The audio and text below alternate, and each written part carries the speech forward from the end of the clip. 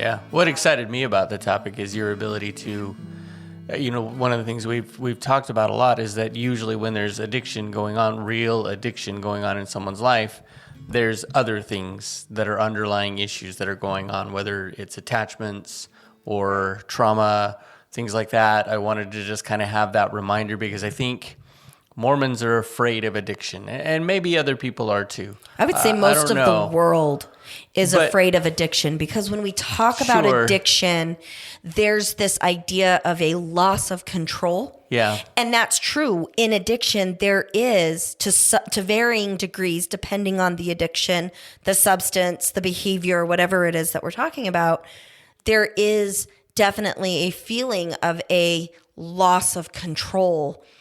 So, yeah, it's a scary thing. It is. I think, though, that for Mormons and maybe Christians as well, it's not the loss of control that I think is the big fear. It's the loss of the soul that is the big fear. Can you say more about that? I think that whether you're concerned about yourself or somebody else, I think that there's this underlying, and I'm not sure I can put my finger on as to why this is going on. I think I have some ideas in my head, but there's this underlying idea that if you get caught up in addiction, you're doomed, that you're going to hell or you're going to outer darkness for Mormons or the celestial kingdom. At the very least, you will not live up to the potential that they had hoped for. And I think that comes with a huge degree of misunderstanding what's going on for people. Absolutely. For one, if you get caught up into addiction, like the big scare when I was growing up, and I know our kids go through this as well too, is that you go to a party and somebody spikes a drink. Right. And then you're automatically struggling. That was the thought process. And right. I know it happens for some people, but that was the thought process that now you're a heroin addict because somebody, gave you some and you didn't even know about it. And that's a scary thought.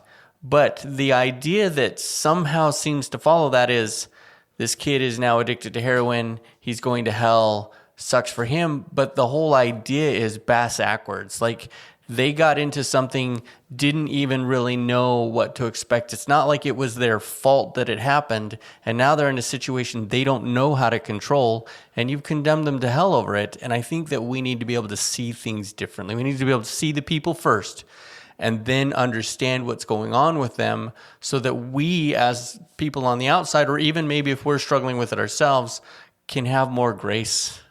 Yeah, absolutely. Well, and I think that, I am definitely not the expert on this topic, not at all.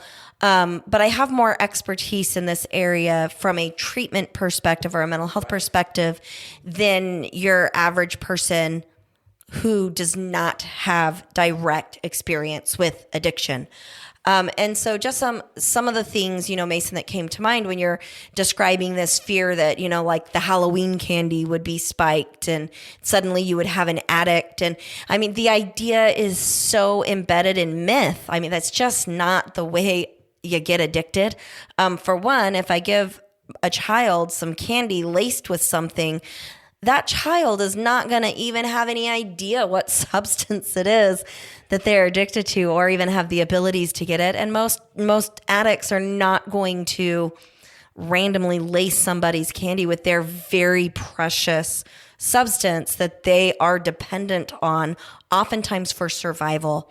And I think that that's something that we really need to talk about, is that oftentimes when we are talking about substance abuse, the person that is struggling with the addiction, the addict, cannot cut that out of their system cold turkey without very negative health consequences.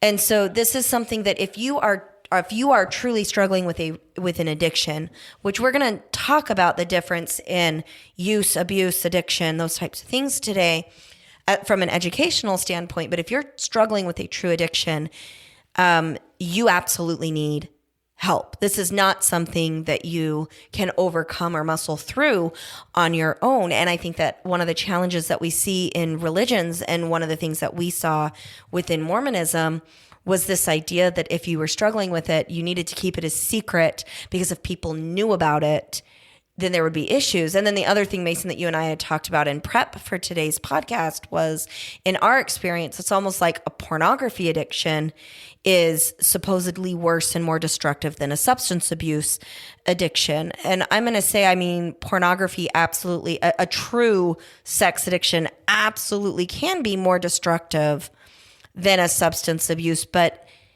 you really cannot categorize what's worse and what's not worse, because as the addict will tell you, their substance of choice damaged almost everything in their lives.